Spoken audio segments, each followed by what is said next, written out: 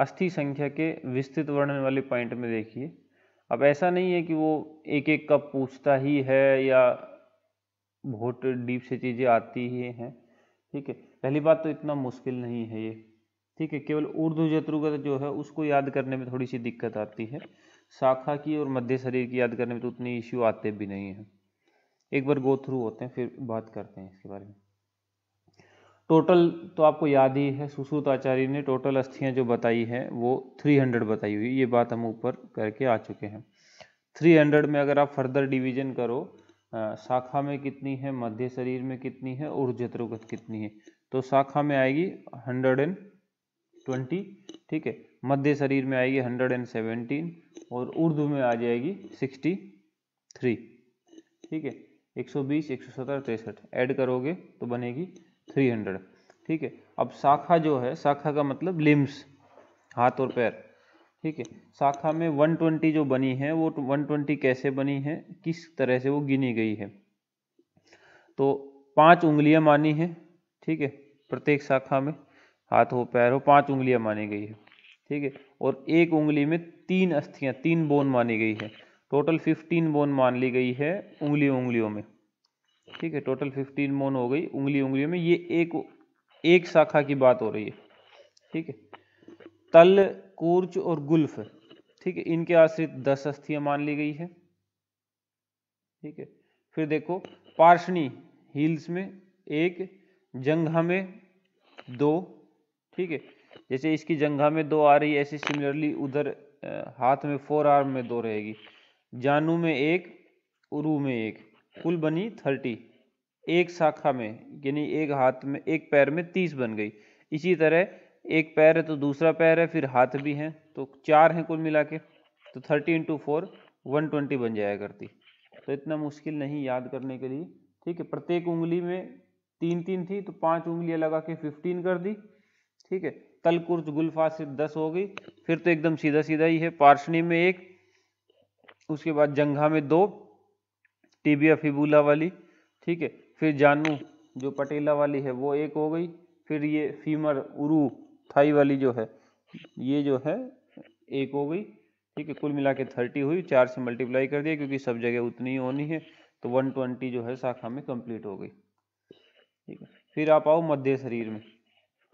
मध्य शरीर में जो श्रोणी है, श्रोणी में हुई 5। अब श्रोणी में अलग अलग मानते हैं, चरक मानते हैं 3, वाग्भट मानते हैं 4, सुश्रुत मानते हैं 5। ये क्वेश्चन आपको खूब मिलेगा कि कौन कितनी मानता है। CVS, चरक, वाग्भट, सुश्रुत 3, 4, 5 ऐसा मान लिया करते हैं, ऐसा याद करने को कर लिया करते हैं। CVS, चरक, वाग्भट, सुश्रुत 3, 4, 5। पार्श्व में है 36, 2 पार्श्व होते हैं तो 72 हो गई। ठीक है, पृष्ठ में 30, अंश पे 2, उरे पे 8 है। ठीक है, अब चरक के जनरली तो उतने नहीं पूछे जाते हैं, कुछ एक पॉइंट हैं जो पूछे जाते हैं, और उतना फिर पॉसिबल भी नहीं होता कि हर किसी के अलग अलग आप बोन्स के नंबर याद कर सको। चरक का पहले जितना करवाया जा रहा है उतना करना, फिर आपके पास बहुत ही ज़्यादा टाइम बचे तो आप चरक का पूरा कर सकते हो। सुश्रुत के पृष्ठ में 30 है, चरक के पृष्ठ में जो है वो 45 है। ठीक है, सुश्रुत का जो उरे प्रदेश है 8 है, चरक के उरे प्रदेश में आप देखोगे, ठीक है, तो चरक उरे प्रदेश में जो है वो 14 है। ओके, ऐसे करके बात है। फिर आप आओ ऊर्ध्व जत्रुगत में, ये थोड़ा लंबा पड़ जाता है तो इसको याद करने में थोड़ी सी इश्यू आती है, बाकियों में तो इतने नंबर ही नहीं थे। शाखा वाला तो एकदम आपको इजी पड़ रहा है। शाखा का एक बार मनी मन रिवाइज करने की कोशिश करो, उंगलियों से लग जाओ, पैरों की उंगलियों से।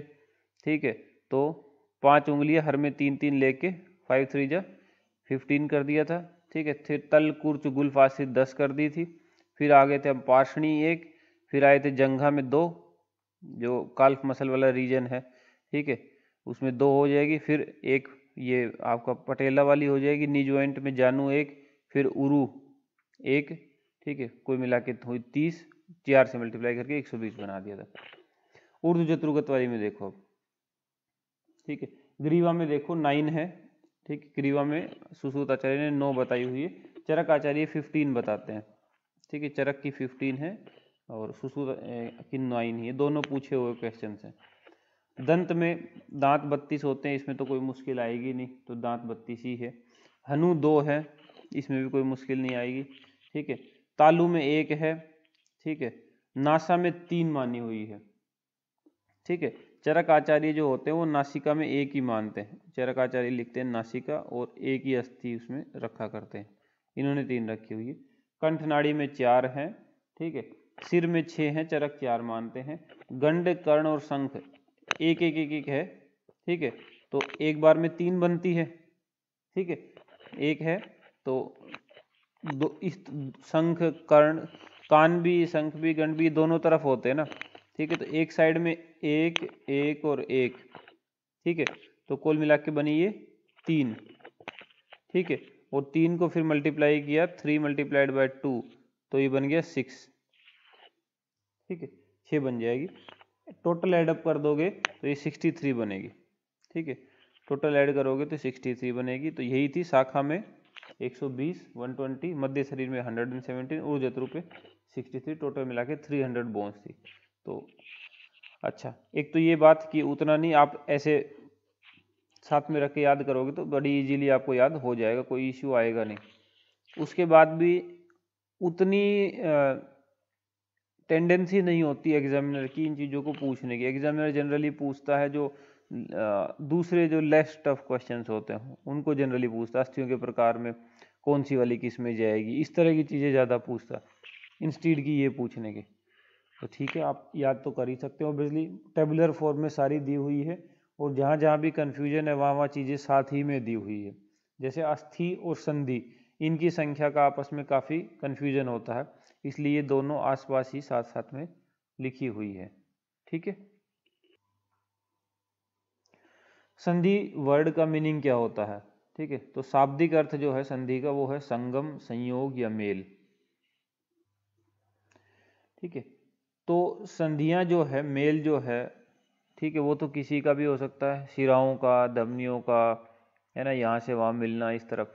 ठीक है, लेकिन आचार्य कहते हैं कि यहाँ पे जो हम वर्णन करेंगे वो तो केवल अस्थि की संधियों का करेंगे, बाकी चीज़ों की संधियों का वर्णन नहीं करेंगे। तो जो वर्णन किया गया है वो केवल अस्थि संधियों का किया गया है। ये सुश्रुत आचार्य की कोट उसको फेवर करते हुए लिखी गई कि अस्थानाम तु संधियो ही एते केवले परिकीर्तिता, पेशी स्नायु शिराणाम तु संधि संख्या न विद्यते। पेशी स्नायु शिरा ये जहाँ आपस में कहीं मिली उनकी संधियों का हमने उतना ख्याल रखा नहीं है। ठीक, केवल अस्थि की संधियों का। आपको श्लोक का कोई वहाँ लिख के नहीं आना है, तो बहुत मेमोराइजेशन की जरूरत नहीं है, लेकिन आपको पता होना चाहिए। ठीक है, संधियों की संख्या किसने कितनी मान रखी है। ठीक है, जितने पॉसिबल क्वेश्चंस पूछे जाते हैं वो सब हमने यहाँ पे लिखे हैं। रेफरेंस वगैरह लिए आपको उतना याद करने की जरूरत नहीं, रेफरेंसेस हमने इसलिए लिख दी कि इन केस अगर आप देखना चाहें तो। सुश्रुत आचार्य संधियां जो है 210 माना करते हैं। ठीक है, 210 संधियां उन्होंने मान रखी है। शाखाओं में 68, मध्य शरीर में 59, ऊर्ध्व जत्रु में 83। याद रखने के लिए, ठीक है, आप याद कर सकते हैं उसको। ठीक है, आ, उ और ती। ठीक है, क्योंकि हर किसी में टोटल आएगा, चाहे संधि हो, चाहे अस्थि हो, चाहे पेशी हो, चाहे स्नायु हो, चाहे शिरा हो, चाहे धमनी हो, सब में टोटल आएगा, सब में फिर शाखाएं आएंगी, सब में मध्य शरीर है, सब में ऊर्ध्व जत्रुगत है। तो हर किसी के याद रखने में फिर लास्ट टाइम पे थोड़ी दिक्कत होने लगती है। ठीक है, तो इसको आप ऐसे याद रख सकते हो, औती संधियाँ। ठीक है, आ उ ती, आ से हिंदी में बनाया गया है ये, आ से बनेगा 68। ठीक है, ऊ से बनेगा 59, अगर आपको हिंदी आती हो तो। ठीक है, 68 59, और ती से बनेगा 83। ठीक है, तो ये बनेगा 68, ये बना 59 और ये बना 83। तो औती संधियाँ। ठीक है, इससे आपको ये याद रह जाएगा कि कहाँ पे कितनी काउंटिंग में थी, जो कि पूछा जाता है एग्जाम में। ठीक है, इतना करने के बाद आप देखो संग्रह अष्टांग। ठीक है, कि 210 की 210 ही है जैसी सुश्रुत में थी। अष्टांग हृदय ने क्या कहा है कि 210 है। ठीक है, उनके में एक पॉइंट और लिखा हुआ है जो कि एग्जाम में पूछा जाता है कि आत्रेय के अनुसार संधियां कितनी है। तो अष्टांग हृदय ने अपनी बुक में ऐसा लिखा है कि आत्रेय के अनुसार संधियां 2000 है, 2000 है। ठीक है, वो सब मिला विला के हैं, पेशी वेशी सब कुछ मिलाते हैं ये लोग। ठीक है, इस तरह से बताई उन्होंने। लेकिन एग्जाम में आएगा कि आत्रेय के अनुसार संधियां कितनी है, तो हमें लगता है कि आत्रेय के अनुसार पूछ रहा है तो ये चरक वाली पूछ रहा होगा। ठीक है, तो हम ये लगा देते हैं, लेकिन ये नहीं है। ठीक है, ये जो है अलग है 2000 उसकी जो अष्टांग हृदय ने अपनी बुक में लिखी हुई। सारंगधर भी 210 मानता है। तो सब लोग जो है संधियां 210 ही माना करते हैं, किसी को कोई ऐसा आपत्ति नहीं है, चाहे सुश्रुत हो, चाहे सारंगधर हो, चाहे वाग्भट हो, सब लोग संधियां 210 ही मानते हैं। एक चरक जी हैं जो 200 अलग से मान के बैठे हैं। यूं तो वेरिएशन में काश्यप भी है, लेकिन काश्यप की उतनी पूछी नहीं जाती तो हमने उसको मेंशन नहीं किया। आपका मन हो तो आप याद कर सकते हो। काश्यप जो है आई रिमेंबर 381 संधियां माना करता, 381 संधियां काश्यप मानता है। ठीक है, संधियों के टाइप देख लेते हैं अब एक बार, आ जाओ। संधियों के टाइप है, ठीक है, दो तरह से इनके डिवीजन मिलते हैं संधियों के। एक भेद के अनुसार तो ये 2 प्रकार की होती है, एक भेद के अनुसार ये 8 प्रकार की होती है संधियां।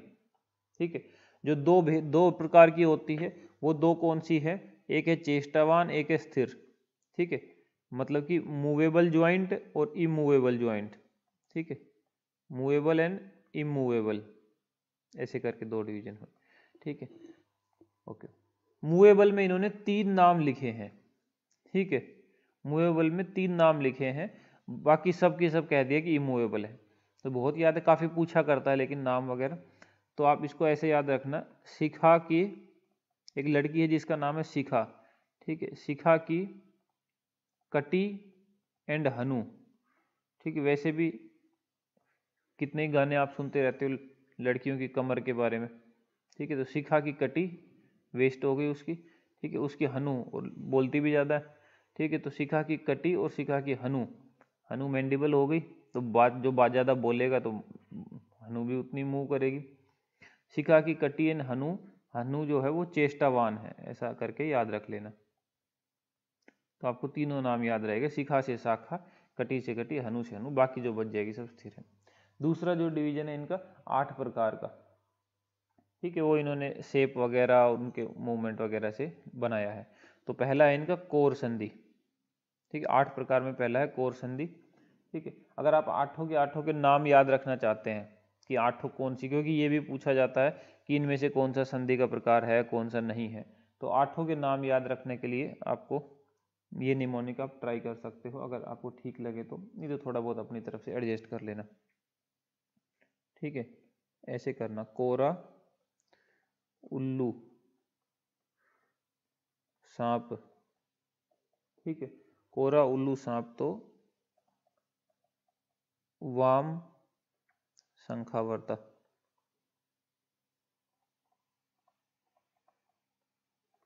ठीक है, कोरा से कोर हो जाएगा। ठीक है, उल्लू से नीचे देखोगे तो उल्लूखल है। ठीक है, कोरा उल्लू सांप था ना, तो कोरा से कोर, उल्लू से उल्लूखर, सा और पै, सा से समुद्र, पा से प्रतर, कोरा उल्लू सांप तो से तुन सेवनी। ठीक है, वाम शंखावर्ता, वा से वायस्तुंड, मैं जो आया था वाम में उसे मंडल, और लास्ट में 8वीं है शंखावर्ता। ऐसे करके एक पूरा आपको याद रह जाता है। अब ये बहुत ही इंपॉर्टेंट क्वेश्चन बनते हैं, अभी इसके बाद जब हम आपको MCQ कराएंगे वहाँ पे आप देखना खूब क्वेश्चन आपको पूछे हुए मिलेंगे। एक तो रचना शारीर का सिलेबस ही इतना छोटा है आयुर्वेदा का। ठीक है, उसी में से फिर घूम फिर के वही क्वेश्चन बार बार आते रहते हैं। कोर में देखो अब, ठीक है, कोर संधि हिंज ज्वाइंट से कोरिलेट किया हुआ है इसको। हिंज ज्वाइंट कहाँ कहाँ पे है, ठीक है, तो फोल्ड वाले हैं सारे, अंगुली हो गया, मणिबंध है, गुल्फ है, जानू है, कुरपर है। ठीक है, ये सब जो है कोर संधि है। ठीक है, अंगुली, मणिबंध, गुल्फ, जानू, कुरपर, ये कोर संधि है। ये याद करने के बाद आप आओ उल्लूखल पे। कक्षा में, वंक्षण में, दसनेसु में, ये 3 जगहों पे। ठीक है, इसको याद रखने के लिए आप ऐसे भी ट्राई कर सकते हो। कक्षा वक्षा में दांत दिखाता है उल्लू कहीं का, कक्षा वक्षा में दांत दिखाता है उल्लू कहीं का।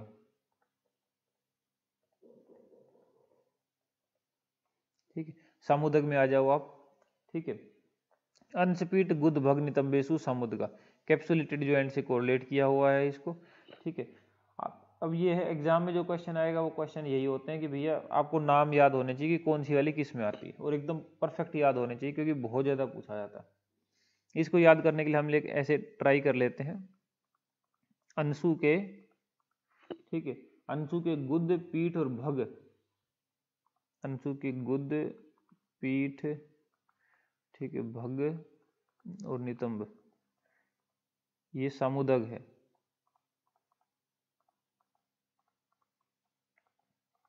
उसकी गुदा भी, उसके नितंब भी, उसकी भग भी और उसकी पीठ भी सामुदक है। प्रतर संधिया, ये इतना ज्यादा, अगर इनमें से सबसे ज्यादा कोई रिपीटेड आपको मिलेगा तो ये प्रतर वाला मिलेगा, बहुत ज्यादा बार पूछा जाता है प्रतर संधि। ठीक है, ग्रीवा पृष्ठवंश हो प्रतरा, ग्रीवा में और पृष्ठवंश में ये प्रतर संधि होती है। बेटर तो यही होगा कि आप याद ही कर लो, क्योंकि हार्डली 2 तो वर्ड ही है इसमें, ग्रीवा पृष्ठवंश हो प्रतरा। ठीक है, ओके। बाई चांस कई बार ऐसा हो जाता है एग्जाम में, ये चीज़ें आप तभी सीखोगे जब आप MCQ वगैरह लगाओगे, इसलिए बोलता रहता हूँ प्रैक्टिस किया करो, कि याद होती है चीज़ें, जैसे याद है मुझे ग्रीवा पृष्ठवंश से प्रतरा, लेकिन लैक ऑफ रिवीजन हो गया या कुछ भी लगा लो, लास्ट टाइम पे इधर उधर होने लगती है चीज़ें कि अंश पीठ वाला इधर था कि ये इधर था। ठीक है, तो आप याद रख ले, उस केस में आप थोड़ा सा ऐसे हेल्प ले सकते हो कि ग्री और ये प्रा, ठीक है, दोनों में रह है, ग्री और प्रा, और किसी में ऐसा है नहीं। तो जो श्लोक ग्री ग्री रह वाला इससे शुरू हुआ, वही एक बार आपको ग्रीवा याद आ गया तब तो पृष्ठवंश तो याद आ ही जाएगा, क्योंकि ग्रीवा पृष्ठवंश है प्रतरा इतना याद रखोगे तो ग्री याद आता ही याद हो जाएगा। तो प्रतर पूछे आपसे तो ग्री प्र या फिर याद कर सकते हो, काम बन जाएगा। तुन सेवनी, सूचर के जो ज्वाइंट्स है, तो सिर में सूचर होते ही है। ठीक है, पीछे हम जब पढ़ रहे थे सीमंत वगैरह, तब वहाँ पे पढ़ाई था, सिर में भी है। तो सिर में हो गया कटी कपाल, तो सिरह कटी कपालेसु तुन सेवनी संधि। ठीक है, सिरह कटी कपालेसु तुन सेवनी संधि है। ओके, ठीक है, फिर आप आओ वायस्तुंड पे, टेम्पेरो मैंडिबुलर ज्वाइंट वायस्तुंड होता है। ठीक है, हनुवो उभयस्तु वायस्तुंडा संधि, इसका एग्जाम्पल केवल और केवल एक है, हनु, वायस्तुंड का एग्जाम्पल है हनु। ठीक है, तो हनु दोनों साइड वाला, हनु उभय, तो हनु याद रखना बस। मंडल संधि, ये थोड़ा लंबा है, इसके लिए निमोनिक बना लेते हैं। ठीक है, देखो मंडल में क्या है, ऐसे स्ट्रक्चर जो ज्वाइंट लाइक आर्क हो या कर्व की शेप में हो, मंडलाकार हो, इसलिए इसको मंडल संधि कहा गया है। इसमें कंठ, हृदय, नेत्र, क्लोम, नाड़ीसु, मंडला संधि, मंडला संधि। ठीक है, तो इसमें लगाएंगे हम नैना, नैना नाम सुना है? ठीक है, नैना बहुत प्यारा नाम होता है, लड़कियों का नाम होता है नैना, तो नैना। ठीक है, मंडलाकार, नैना मंडलाकार हृदय को कंठ क्लोम से लगाकर संधि कर लो। ठीक है, मंडलाकार हृदय को कंठ क्लोम से लगाकर संधि कर लो।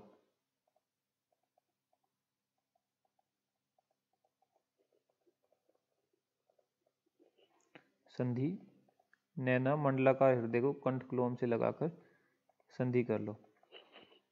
तो नेत्र है, नाड़ी है, ठीक है, मंडल है, ये सब मंडलाकार संधियों में आई है, हृदय है, कंठ है, क्लोम है, खूब पूछेगा आपको। नेत्र भी खूब, अब ऐसा नहीं कि जरूरी सारे सारे रख के इकट्ठा पूछेगा, सिर्फ नेत्र पूछ लेगा, सिर्फ हृदय पूछ लेता है। ठीक है, तो इसलिए हमने शुरुआत इसकी नैना से की है, नैन जिसका मतलब नेत्र भी होता है, तो बहुत इजीली आप रिकॉल कर पाओगे, क्योंकि नेत्र का खूब पूछा जाता है। ठीक है, नैना के दिल में तो हर कोई जाना चाह रहा है, तो नैना दिल, गले से लगाने वाली बात, गला मतलब कंठ, तो इजीली रिकॉलेबल रहेगा आपको। शंखावर्ती संधि में आओ। ठीक है, शंख जो होता है, ठीक है, कौंच शैल उसकी तरह है ये। ठीक है, तो श्रोत्र, ठीक है, श्रोत्र श्रृंगाटकेशु, दो चीजें श्रोत्र में और श्रृंगाटक में, वो शंखावर्ता, श्रोत्र श्रृंगाटकेशु शंखावर्ता संधि। एक बार रिपीट कर लो, संधियों के प्रकार दो तरह से डिवीजन है, एक क्लासिफिकेशन में 2 टाइप है, एक क्लासिफिकेशन में 8 टाइप है। जिसमें 2 टाइप है उसमें मूवेबल, इमूवेबल यानी चेष्टावान और स्थिर संधियां हैं। शिखा के कटी और हनु चेष्टावान थे, तो शाखा में, कटी में और हनु में, इनमें चेष्टावान संधि है, सब की सब बाकी स्थिर थी। दूसरा डिवीजन में, दूसरे क्लासिफिकेशन में 8 टाइप थे।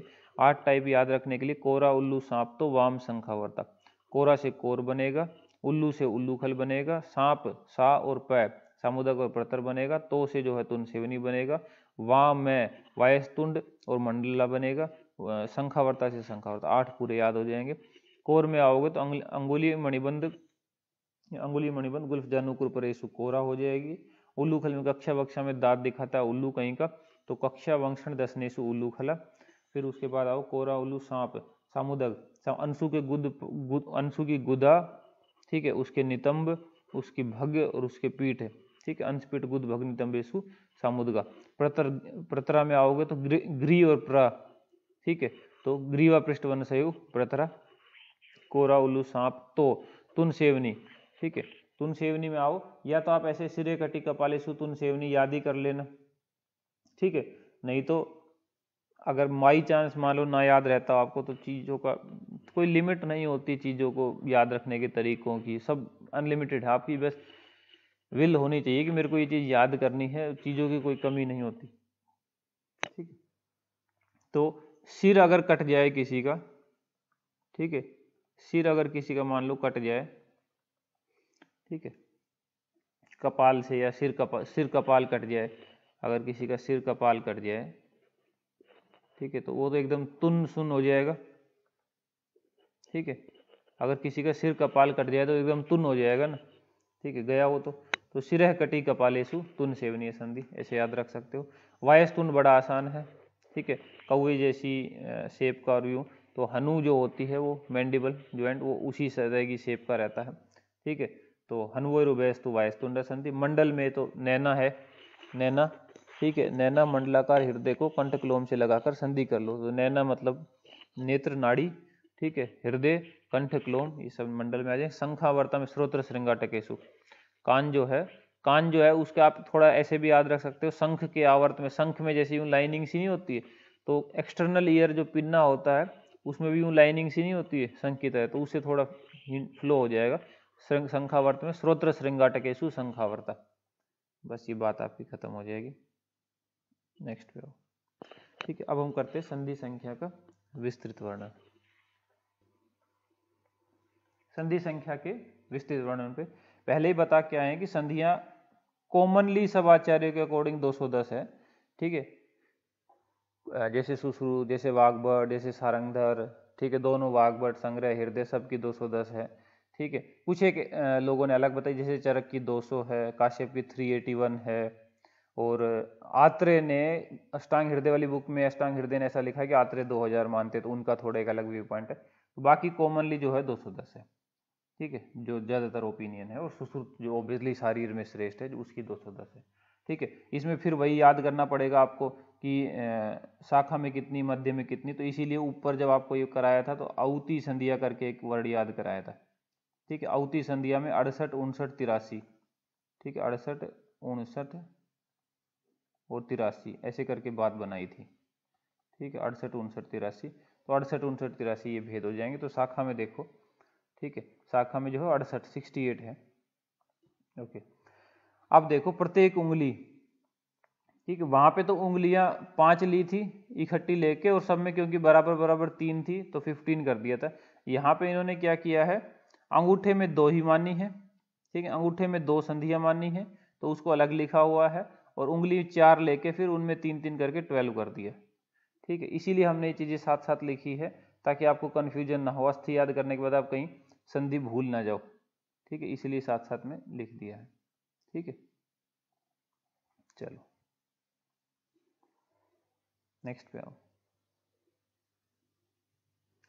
ठीक है। जानु, एक जानु जो आपकी नी ज्वाइंट है, कितने नी ज्वाइंट है, एक ही नी ज्वाइंट है, एक हिप ज्वाइंट है, ठीक है, एक हिप पे गर्ली वंक्षण पे, ठीक है, और कुल जो है एक साइड में की बात चल रही है, एक साइड के जो पैर है उस पे 17 हो गई।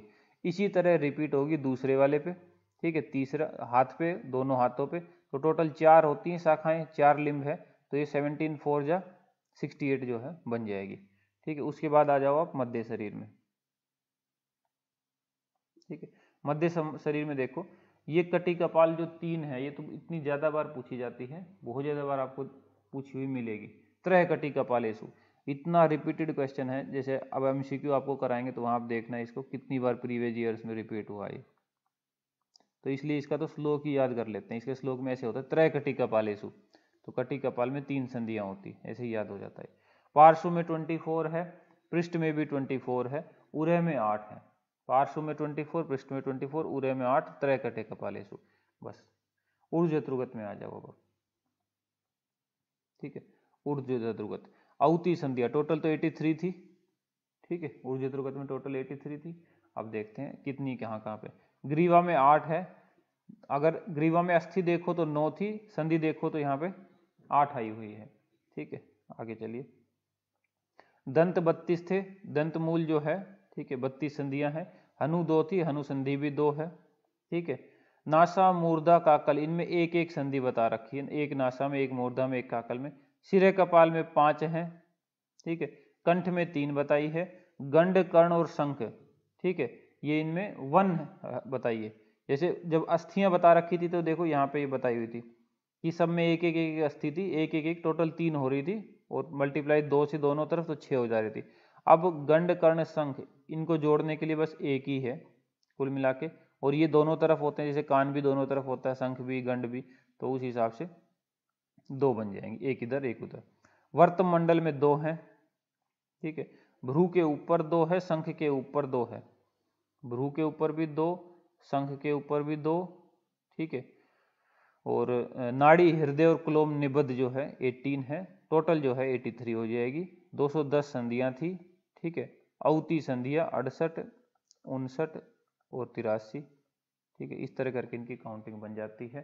ठीक है, इनमें भी ओबियसली ये सब बहुत नहीं पूछी जाती है, स्पेशली ऊर्ध्व जत्रुगत की। जितनी चीज को आप जो इजी वाली हैं, जैसे कटी कपाल में 3, पृष्ठ में 24, उर में 8, ये ज़्यादा पूछी जाती है एज कम्पेयर टू की जो ये मुश्किल वाली है, ये जो थोड़ी काउंटिंग में ज़्यादा पड़ रही। ठीक है, ओके, तो इस तरह करके ये संधियां थी, इनका विस्तृत वर्णन था। अब देखो पेशी शारीर, पेशी से रिलेटेड जो फैक्ट है उनको देख लेते हैं। पेशी की उत्पत्ति आखिर कैसे बताई गई है? कुछ नहीं, मांस बना हुआ था, मांस धातु। ठीक है, मांस धातु को ही पार्टीशन में, कंपार्टमेंट में डाल दिया जाए, विभक्त कर दिया जाए तो उसको पेशी कहा जाता है। मांस को ही विभक्त कर दे तो उसको पेशी कहते हैं। मांस विभक्त हुआ कैसे? ठीक है, वात और पित्त, ठीक है, वात और पित्त ने जो है उसको विभक्त कर दिया। कफ आता तो ओबियसली वो तो जोड़ता है। ठीक है, तो वात और पित्त मांस में गए और उनसे पेशी बना दी। इसी को इन्होंने थोड़ा वैसे कह दिया कि यथार्थम उष्मणा युक्तो वायु स्रोतांसी दारियते अनुप्रविश्य पिशितम पेशीर विभजते था। मोरल ऑफ द स्टोरी निकल के यही आएगा, वात पित्त जो है मांस में गए, पेशी बना दी। ठीक है, डलन जो है उन्होंने पेशी को मांस खंड ही कहा है, मतलब मांस के ही टुकड़े हैं, कंपार्टमेंट्स में डिवीजन है मांस का ही। ठीक है, ये डेफिनेशन लिखी, मांस अवयव संघात है परस्पर विभक्त है पेशी इति उच्यते। मांस अवयव का जो पूरा एक संघात था, एक ग्रुप था, वही डिवीजन होके, विभक्त होके पेशी बनता। ठीक है, ओके। सारंगधर क्या कहता है? ठीक है, अब आपको ये तो पता ही होगा, रस से रक्त बनता है, रक्त से मांस बनता है, मांस से मेद बनता है ना, जो धातु निर्माण है। तो उसी तरह उसने बताया कि रक्त जो है धातु है, उस रक्त धातु में अग्नि और वायु गई। ठीक है, उससे वो घन हुआ। ठीक है, और घन होके मांस बन गया। और यही मांस जो है शरीर में, मांस जैसा कुछ नहीं होता शरीर में, ये पेशी के रूप में ही जो है स्थित हुआ करता है। ये बात इन्होंने कोई इसमें मतलब बहुत हैवी वर्डिंग्स, बड़ी बात कुछ भी नहीं है। आपको रखना कि मांस से पेशी बनती है और बनाने में वात और पित्त का योगदान है। और वात पित्त एज सच नाम नहीं है, वायु और अग्नि या वायु और ऊष्मा इस तरह के नाम वहां पे है। नेक्स्ट पे आओ, पेशी के कार्य क्या होते हैं? ठीक है, पेशी के कार्य वाला पॉइंट देखो। शिरा स्नायु अस्थि परवाणी संदेश शरीरिणाम पेशी भी संवृतानी बलवंती भवंती है। ठीक है, चाहे शिराएं हो, चाहे स्नायु हो, चाहे अस्थि हो, चाहे ज्वाइंट्स हो, ठीक है, अस्थि के पर्व हो, संधियां हो, कुछ भी हो, पेशियां ही उनको संवृत करती है, ढकती है, तभी वो बलवान हो पाते हैं। पेशी भी उनको पेशियां ढक के रखती है, उससे उनमें बलवान बल आता है। ठीक है, सारंगधर ने क्या कहा है? बल एवं अवस्टंभ है। बल एवं अवस्टंभ, अवस्टंभ का मतलब यही है, धारण करना, रोकना। ठीक है, रोक के रखना इस चीज को, तो बल देती है, अवस्टंभ करती है। क्वेश्चन भी पूछा हुआ है, अवस्टंभ किसका कार्य है? तो अवस्टंभ जो है वो पेशी का कार्य होता है। ठीक है, अवस्टंभ पेशी का कार्य होता है, रोक के रखता है, गिरने नहीं देता। ठीक है, इस तरह की चीजें इसमें है। पेशी की संख्या पे आ जाओ, कौन कितनी पेशी की संख्या माना करता है? ठीक है, तो पेशी की संख्या में अपने पे ओपिनियन हुआ सबसे पहले 500 पेशियां। सुश्रुत भी, सारंगधर भी, दोनों वाग्भट लोग, भावप्रकाश, गयदास, भोज सब लोग जो है 500 माना करते हैं। स्त्रियों में जो है वेरिएशन किया है, स्त्रियों में पेशी की संख्या 20 बढ़ा दी गई है, तो 520 कर दी गई है। गयदास और भोज ने हालांकि 497 की है, ठीक है, गयदास भोज ने 497 की है, ठीक है, लेकिन बहुत अपने को ध्यान नहीं देना, ये वाली ध्यान रखना, सुश्रुत की जो है 520 है, ठीक है। चरक का दूसरा पॉइंट है जो याद रखना है 400 है, तो याद रखना है कि पेशी कुल जो है 500 होती है, चरक की 400 है, ठीक है, और स्त्रियों के केस में 500 में 20 और ऐड हो जाएगी, 520 हो जाएगी। अब ये 520 कैसे होती है, ठीक है, और 20 स्त्रियों में कौन कौन सी 20 एक्स्ट्रा होती है, इस पर खूब क्वेश्चंस आपको मिलेंगे। आ जाओ तो पढ़ते हैं उसको। पेशी संख्या का जो है विस्तृत वर्णन देखिए आप। शाखा में 400 थी, कुल ही जो है पेशी की अगर आप बात करो, कुल अपने पे आ रही थी 500, ठीक है। सुश्रुत आचार्य वाला व्यू पॉइंट देखते हैं, चरक वाला तो देख नहीं रहे क्योंकि उनके में डिटेल है ही नहीं, उनका सिर्फ इतना है कि हाँ 400 पेशियाँ हुआ करती, तो 500 सुश्रुत जी ने बता रही थी, बाकी लोगों ने 500 मानी थी। शाखा में 400 आ जा रही थी, मध्य में जो है 66 आया करती है, और उर्दू में जो है 34 हुआ करती है, कुल मिला के 500 हो जाया करती है, ठीक है। ये सुश्रुत का व्यू पॉइंट रहता है। अष्टांग संग्रह का थोड़ा अलग है इनसे, अष्टांग संग्रह के में जो है 400 जो है शाखा में ही है, ठीक है, 60 जो है वो मध्य में है, और उर्दू में जो है 40 हुआ करती है, 40 हुआ करती है। गैदास वगैरह का पूछा जाता नहीं, तो बहुत उस पर वो करने की जरूरत है नहीं अभी फिलहाल के लिए, ठीक है। तो देखते हैं अभी शाखा में जो 400 है कैसे पूरा करेंगे उनको, तो प्रत्येक उंगली में इन्होंने ले ली 3-3, ठीक है, तो एक शाखा में तो 5 ही है, 15 ये हो गई। प्रपद जो है वो 10 हो गए, ठीक है। पाद ऊपरी कुर्च सन्निविष्ट ये 10 हो गई, ठीक है। गुल्फ तल वाली 10 हो जाएगी, ठीक है। फिर एक गुल्फ जानू के अंतर में, ठीक है, गुल्फ और जानू, ठीक है, आपका एंकल ज्वाइंट और नी ज्वाइंट, इनके बीच में जो मसल्स आएंगी वो 20 हैं, ठीक है। जानू पे 5 मसल्स, उरु थाई वाले रीजन पे फिर 20 मसल है, वंक्षण पे 10 मानी, कुल मिला के एक शाखा पे, ठीक है, एक जो भी एक पैर हुआ, एक पैर पे 100 हुई, इस तरह टोटल 4 से मल्टीप्लाई करेंगे क्योंकि 2 हाथ 2 पैर है, तो बन जाएगी 400। रिवीजन के लिए प्रत्येक उंगली में 3, टोटल 5, 3 इंटू 5 15 हो गई। प्रपद में 10, पाद ऊपरी कुर्च सन्निविष्ट 10, गुल्फ तल आश्रित 10, गुल्फ जानू के अंतर में 20, जानू में 5, उरु में 20, वंक्षण में 10, कुल मिला के बन जाएंगे 400, ठीक है। नेक्स्ट पे आओ आप, मध्य शरीर, ठीक है। टोटल पेशियां कितनी थी 500 का डिवीजन कैसे था, शाखा में 400, मध्य में 66 और ऊर्ध्व में 34, तो मध्य शरीर कहो या कोष्ठगत कहो 66 हुई। इनको एक बार याद कर लेते हैं, इनकी काफ़ी लंबी चौड़ी लिस्ट है।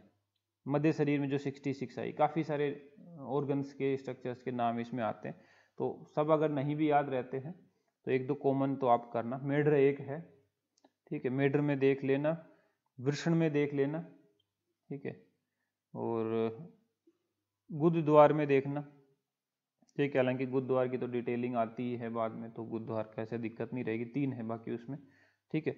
अलग अलग नाम भी होते हैं उनके, प्रविश करके हम याद रखते हैं, ठीक है, एक प्र से, एक वी से और एक स से, ठीक है। फिग याद रख लेना, ठीक है, 5 दोनों में है, 10 हो जाएगी टोटल। बाकी ऐसा कुछ खास देखने में नहीं मिला है। अक्षक अंश प्रति समन्तात, इसको देख लेना एक बार चाहो तो। यकृत प्लीहा और उंडूक में, ठीक है, यकृत प्लीहा और उंडूक इसमें याद रख लेना एक बार 6 होती, ठीक है, लगभग उतने से काम चल जाना चाहिए, ठीक है। टोटल मिला के 66 हुआ करती मध्य शरीर में। ऊर्जत्रुगत में 34 है, ठीक है, और काफ़ी ग्रोस सा डिवीजन है, एक एक वाली है, 2 वाली है, 4 वाली है, ऐसे करके हैं, ठीक है। तो इसमें आप ओके, एक तो ये देखना ग्रीवा, गंड और ललाट वाली, ठीक है, ग्रीवा में, गंड में, ललाट में 4 है, हनु में 8 है, ठीक है, बस ठीक है, उतना सफिशिएंट सा है, ज़्यादा कुछ नहीं देखना, ठीक है। अब मेरे पास यहाँ पे जगह है, अब कर लेते हैं स्त्रियों में जो 20 एक्स्ट्रा पेशी थी उसके बारे में। स्त्री जो है उसमें 20 एक्स्ट्रा है, ठीक है, एक्स्ट्रा कहो या ज़्यादा कहो, 20 पेशियाँ जो है उसमें ज़्यादा है। ये जो 20 है इसको याद करना काफ़ी इजी है और इस पर खूब क्वेश्चन मिलेंगे। तो इसको याद आप ऐसे करना, 10, ठीक है, 4, 3 और 3, ठीक है, हो गए 20।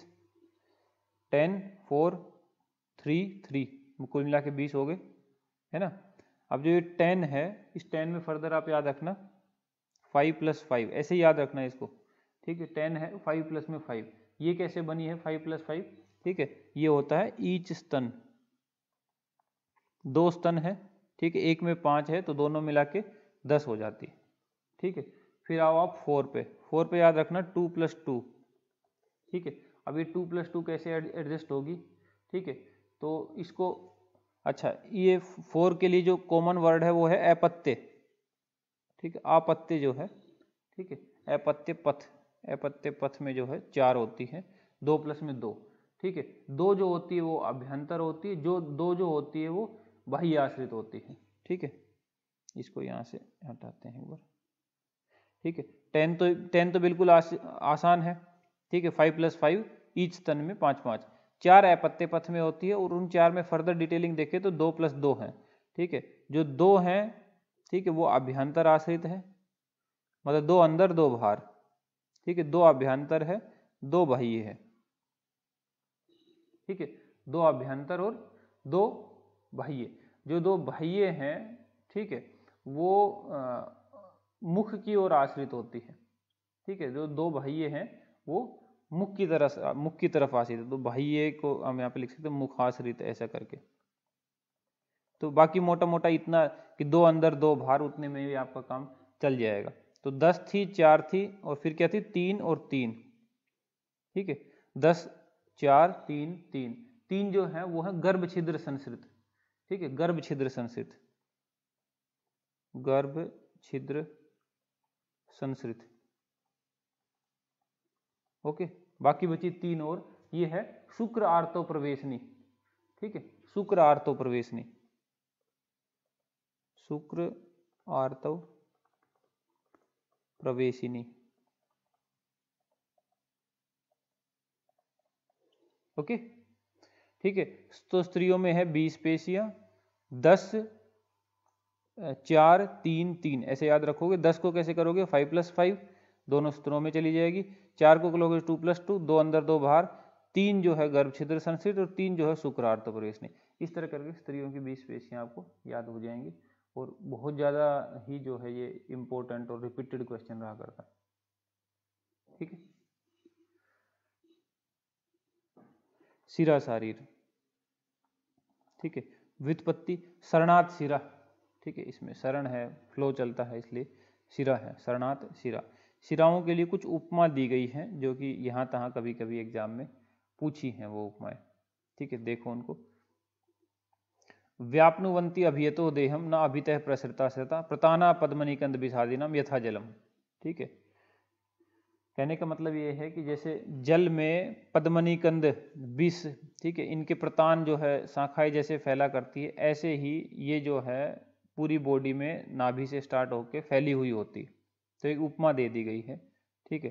तो बस हमको याद रखना कि कभी ये आ जाए, मान लो प्रताना पद्मनिकंद विषादी नाम यथा जलम, बताओ ये किसके लिए कह रखा है, और ऑप्शन में दे देगा शिरा के लिए, धमनी के लिए, स्नायु के लिए, ठीक, किसी के, तो आपको याद रखना पड़ेगा शिरा के लिए कह रखा है, ठीक है, ओके।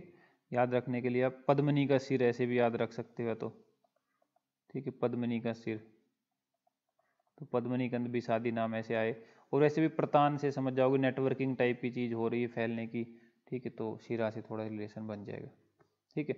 दूसरी एक और उपमा है, ठीक है, द्रुम पत्र सेवनी नाम युवतासाम प्रताना, जैसे पेड़ के पत्ते नहीं होते, पत्ते के पीछे जो पलट के दूसरी तरफ देखोगे तो नेट लाइनें लाइनें सी ऐसे प्रतान फैले हुए होते हैं, ऐसे ही इसके भी नेटवर्क फैला होता है, ऐसे ही शिराएं भी फैली हुई होती हैं। तो ऐसे द्रुम पत्र सेवनी नाम अगर वर्ड पूछा जाए तो किसके लिए आती है, तो ये भी शिरा के लिए, ये लाइन रख के पूछ लेगा, द्रुम पत्र सेवनी नाम युवतासाम प्रताना किसके लिए है, शिरा के लिए है, ठीक है। एक और है शिराभीर आवृता नाभि चक्र नाभि रे आवृत, जो शिराएं जो होती है ये नाभि को कुछ इसी तरह नाभि से स्टार्ट होती है, नाभि के चारों तरफ लगी रहती है। जैसे कि जो पहिया होता है, उस पहिए में जो बीच का एक तो सेंटर है और उसके चारों तरफ जो स्पोक्स निकले रहते हैं। ठीक है, तो ये बात हमने यहाँ हिंदी में भी लिखी है कि जिस प्रकार पहिए का मध्य जो होता है अरों स्पोक्स ऑफ व्हील से घिरा रहता है, वैसे ही शिराओं से जो है नाभि आवृत होती है। ठीक है, जैसे मान लो ये व्हील था, ठीक है, ये बीच में इसका सेंटर है, मध्य भाग, और इससे फिर जो है ये लाइनिंग्स निकली हुई होती है, स्पोक्स निकले हुए व्हील्स के, ऐसे ही। ठीक है, ये बीच में नाभि मान लो और चारों तरफ जो है शिराएं निकली हुई रहती है। तो ये चक्र के समान या नाभि चक्र इव आवर के ऐसा करके भी एग्जाम में आए तो आपको यही शिरा के लिए उपमा है। चाहे वो पद्मिनी कंद विषादी नाम आए, चाहे द्रुमपत्र आए, चाहे चक्र नाभि रिव आवर के आए, ये सब ये है। ठीक है, अच्छा, इसमें आप नोट करना, ये तो था सुश्रुत और भाव प्रकाश का, यहाँ में लिखा हुआ है सुश्रुत और भाव प्रकाश, ये दोनों तो ये बोलते हैं। लेकिन वाग्भट आचार्य जो हैं, दोनों के दोनों वाग्भट, उन्होंने ये जो सेम लाइन है नाभि चक्र नाभि रिव आवर के उपमा, ये धमनी के लिए यूज की है। ठीक है, उन्होंने ये धमनी के लिए यूज की, सेम की सेम। ओके, ठीक है।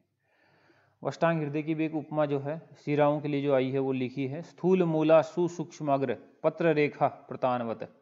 ठीक है, तो वही मतलब प्रतान की बात हो रही कि सबने नेटवर्किंग समझाने की कोशिश की, कैसे निकली होती है, कैसे नाभि से निकलती है, कैसे रेखाओं की तरह इधर उधर फैली रहती है।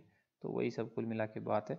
ओबियसली पूरा श्लोक आपको याद होना हो, हाँ आपको ये कि पढ़ के पता आ जाना चाहिए कि हाँ ये उपमा शिराओं के लिए दे रहा है। ठीक है, ठीक है। अष्टांग संग्रह अष्टांग हृदय ने इसके लिए कह रखा कि हृदय से निकलने वाली 10 मूल शिराएं होती है और वो ओज का वहन करती है, 10 मूल शिराएं।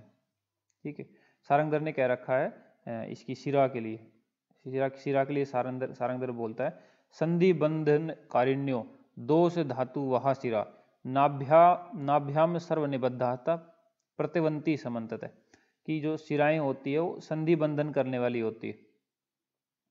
ठीक है, अच्छा, किसका वहन करती है शिराओं में, जैसे शरणार्थ शिरा है तो लेकिन लेके किसको जा रही है, कौन इस ट्रांसपोर्ट हो रहा है, दोष धातु वहा शिरा, दोष और धातुओं का वहन करती है। ठीक है, और नाभि के चारों तरफ जो है ये निबद्धित रहती है, जैसे वही अभी एग्जाम्पल आए थे कि जैसे चक्कर का पहिए का जो मध्य है वो नाभि समझ लो, चारों तरफ स्पोक्स निकले हैं वो शिराएं हैं। तो वही बात इन्होंने, इनकी बस एक दोष धातु वहाँ याद रख लेना, संधि बंधन कार्य याद रख लेना, बस बन जाएगा। शिराओं का मूल किसने क्या क्या मान रखा है, तो शिराओं नाभि माना है सुश्रुत ने और सारंगधर ने, सारंगधर सुश्रुत को ही फॉलो करता है शरीर में मोस्टली, यहाँ भी किया है। शिराओं का मूल और धमनी का मूल दोनों ही नाभि है, सुश्रुत और सारंगधर दोनों के ही अकॉर्डिंग। शिराओं का मूल हृदय है, चरक, दोनों वाग्भट, संग्रह हृदय और काश्यप के अकॉर्डिंग। सारंगधर में आप जब डाउट हो तो हमेशा सुश्रुत को फॉलो कर भी सकते हो। नेक्स्ट पे आइए आप शिराओं की संख्या पे। शिराओं की संख्या किसने कितनी मानी है, तो 700 शिराएं मानी हुई है, सुश्रुत ने भी, चरकाचार्य ने भी, काश्यप ने भी, सबने 700 मानी हुई है। फिर एक वर्ड आता है मातृशिरा या मात्र शिरा, ठीक है, काश्यप ने, ठीक है, 10 मानी हुई, 10 मातृ शिराएं मानी हुई, जो मदर रूट्स हैं। इन 10 में से 4 ऊर्ध्व में जाएगी, 4 अधो में जाएगी, 2 जो है त्रियक में जाया करेगी। ठीक है, फिर एक चक्रपाणी की टर्म में महाशिरा, उन्होंने 40 जो है वो महाशिराएं मानी हुई है। ठीक है, अब जो सुश्रुत ने जो 700 शिराएं मानी हुई है, उन 700 का पूरा डिवीजन हम आगे करेंगे। ठीक है, पूरा का पूरा। ठीक है, उससे पहले शिराओं का एक बार वर्ण देख लेते हैं, कलर। ठीक है, तो वात पित्त कफ रक्त वह शिराएं होती हैं, तो वात वह शिराएं जो होती हैं वो अरुण वर्ण वाली होती है। ठीक है, पित्त वह नील वर्ण वाली, कफ वह वाली श्वेत वर्ण वाली, रक्त वह रोहिणी वर्ण वाली। ये पूछे जाते हैं बाकायदा, रोहिणी वाली कौन सी है, अरुण वाली कौन सी है, तो आपको याद रखना पड़ेगा। वात वह वाली वात से पूर्ण है, पित्त वह उष्ण है, कफ वह शीत है, रक्त वाली न अति उष्ण है न अति शीत है। ठीक है, फिर ये वही पॉइंट भी याद रखना कि शिराएं जो हैं वो केवल प्राधान्य के कारण वात पित्त कफ रक्त वह कहलाती है, वस्तुतः शिराएं जो होती हैं वो सर्ववाह हुआ करती है। तो अगर ऐसे पूछा जाए वस्तुतः क्या होती है, तो वस्तुतः वो सबको सर्ववाह होती है, ऐसा नहीं कि केवल वात पित्त कफ रक्त ही होती, केवल उस पर्टिकुलर में वो प्राधान्य ऐसा बताया हुआ है, उस हिसाब से बात है। कोरिलेशन इसका काफ़ी मुश्किल होता है, एग्जाम में पूछता भी नहीं है, इसलिए हमने यहाँ ट्राई भी नहीं किया कि वो वात पित्त कफ वहन से किसको लेना चाह रहे हैं। ठीक है, शिराओं के कर्म में आ जाओ अब आप। ठीक है, तो वात वह शिराएं, पित्त वह, कफ वह, रक्त वह। तो अब इन सभी के फंक्शंस हैं। अकुपित वात वही है या वात कुपित हो गया तब कैसी है? तो शिराचारी अकुपित वात अगर रहेगा तब क्या होगा? तो आपको पता ही है वात के कंट्रोल में सारे वही नर्वस सिस्टम वाले काम, चेष्टाएं, क्रियाएं ये सब रहती है। तो अगर वात सही रहा, अकुपित रहा, नॉर्मल रहा, तो क्रियाणाम अप्रतिघातम अमोहम बुद्धि कर्मणाम। ठीक है, सब फर्स्ट क्लास चेष्टाएं, सारी क्रियाएं जो चलेगी, कोई रोक टोक नहीं होगी, कोई मोह नहीं, कोई कन्फ्यूजन नहीं, बुद्धि एकदम फर्स्ट क्लास। अगर कुपित हो गई तो वातिक रोग हो जाएंगे। सिमिलरली पित्त पे चले जाओ। ठीक है, तो जैसा पित्त का आप एक्सपेक्ट कर सकते हो, हूबहू सेम की सेम चीज हो रही, कोई नया नहीं हो रहा। तो आकुपित पित्त क्या करेगा? भ्राजी उष्णता, अन्न रुचिम, ठीक है, अग्नि दीप्ति, आरोग्यताम। ठीक है, तो अगर ना भी याद किया होता तो भी आप पता लगा सकते हो कि भ्राजी उष्णता, भ्राजक तो पित्त का ही भेद होता है, उष्णता। ठीक है, ओबियसली डाइजेशन बढ़ा देना, अग्नि रुचि कर देना, अग्नि को दीप्त कर देना, ये सब इसके कंट्रोल में आ जाएंगे। अगर ये कुपित हो गया तो पैथिक रोग कर देगा। अकुपित कफ क्या करेगा? वही स्नेह, स्नेहम अंगेशु, संधि नाम स्थैर्यम, संधियों में स्थिरता देना, बल देना, ये सब जो है अकुपित कफ करेगा। कुपित हो गया तो कफज रोग कर देगा। रक्त में आपको थोड़ी दिक्कत आ सकती थी, तो रक्त को एक बार आप देख लेना। बाकी तो वात पित्त कफ के अकुपित के ना भी पढ़ के जाओ तो भी सही आंसर लगाओगे। आकुपित रक्त करेगा धातु नाम पूर्णम, वर्णम, एक तो वर्ण देखो, कलर पे वैसे भी रक्त की कमांड रहती है, एक मेलेनिन और एक हीमोग्लोबिन, ये दो ही कलर डिसाइड करते हैं। ठीक है, स्पर्श ज्ञान, ठीक है, ये रक्त के कंट्रोल में है। धातु नाम पूर्णम, वर्णम, स्पर्श ज्ञानम, ये याद रखना, ये थोड़ा अलग है क्योंकि वात पित्त कफ को तो आप लॉजिकली निकाल दोगे। अगर कुपित हो गया तो रक्तज रोग कर देगा, बस। अब एक बार चलते हम आगे और इनकी जो डिटेल है शिराओं की संख्या वो देख के आते हैं।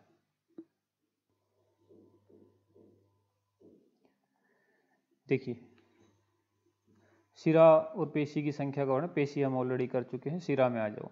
ठीक है, शिराएं मेजर जो मानी थी तो 700 शिराएं थी। ठीक है, कुल 700 थी, 700 जो है शाखा में थी 400। ठीक है, और मध्य में आएगी 136। ठीक है, और ऊर्ध्व में जाएगी 164। ठीक है, ऐसे इनका डिवीजन चलता है। ठीक है, इनका डिवीजन फिर ये है कुल शिराएं हैं। ठीक है, इनका कुल वाला डिवीजन है ये। ठीक है, फिर एक इनका वेद्य अवेद्य ऐसा भी डिवीजन चलता है। ठीक है, हम पढ़ेंगे ये वाला भी। तो एक इनका वेद्य शिराएं कितनी होती है, अवेद्य शिराएं, उसका भी चलेगा। अवेद्य शिराएं, अवेद्य शिरा कितनी होगी वो भी चलता है एक। ठीक है, आगे भी लिखे हुए हैं, बस अब एक बार शुरू करने से पहले देख लेते हैं। अवेद्य शिराएं कुल 98 होती है, 16 है, 32 और 50। ठीक है, एक ये डिवीजन है। ओके, एक इसका डिवीजन होता है क्योंकि शिराओं में वात वह है, पित्त वह है, कफ वह है, रक्त वह है, तो सब ने अपने बराबर बराबर हिस्से लिए हुए हैं, एवरीवन इज डिवाइडेड इक्वली। ठीक है, तो 700 में से सब अपना अपना हिस्सा लेके जाएंगे। ठीक है, तो 700 को 4 से डिवाइड कर दो। ठीक है, तो 700 ऊपर कर लेते हैं, 700 divided by 4 is equal to 175 into VPKR each. ठीक है, अगर कुल में बात करनी हो तो वात वह कुल 175 है, पित्त वह भी, कफ वह भी, रक्त वह भी। ठीक है, सिमिलरली ये हैं कुल शिराएं, ये हैं अवेद्य शिराएं।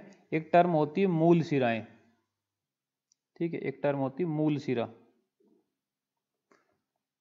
मूल शिरा 40 मानी गई है, 40।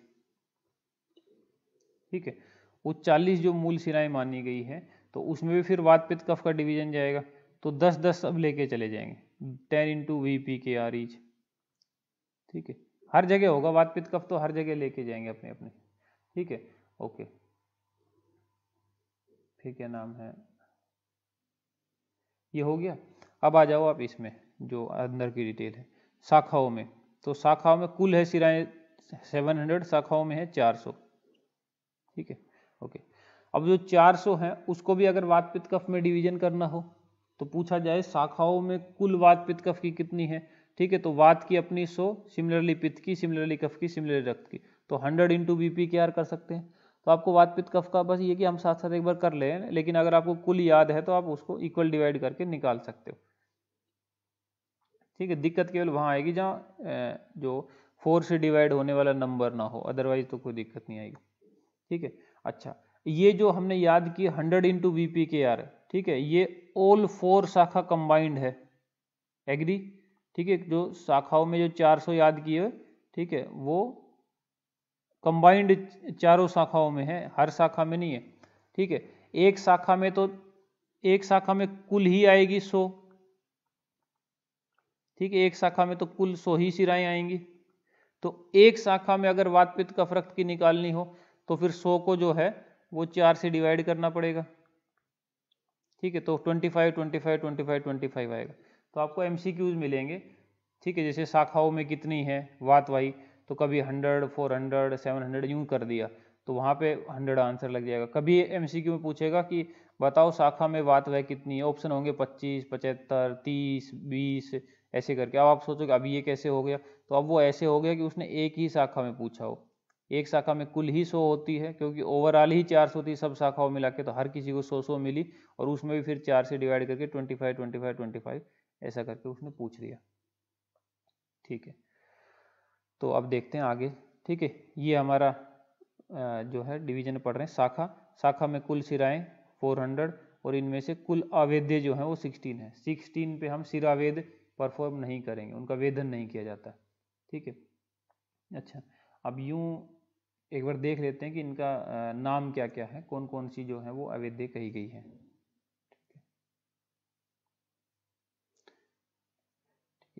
यहीं पे लिख लेते हैं, फिर यहीं पे जगह है। हम ऐसे याद रखते हैं, अवेद्य लोहे का जाल, अवेद्य लोहे का जाल उर्वी की शाखा पर है। अवेद्य लोहे का जाल उर्वी की शाखा पर है।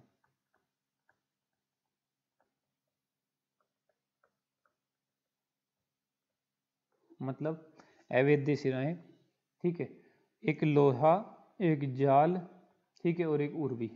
शाखा मतलब शाखा पे है, ये शाखा पे कितनी अवेद्य है, तो 3 टर्म आया, लोहे जाल और उर्वी। लोहे से आपको याद रखना पड़ेगा लोहिताक्ष, लोहे से याद रखना पड़ेगा लोहिताक्ष, लोहिताक्ष है 1।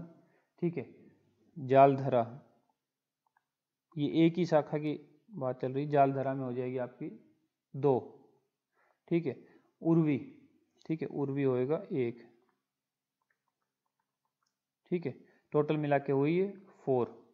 ठीक है, ये एक शाखा में हुआ ऐसा। ठीक है, एक शाखा में ऐसे 4 हुए ये।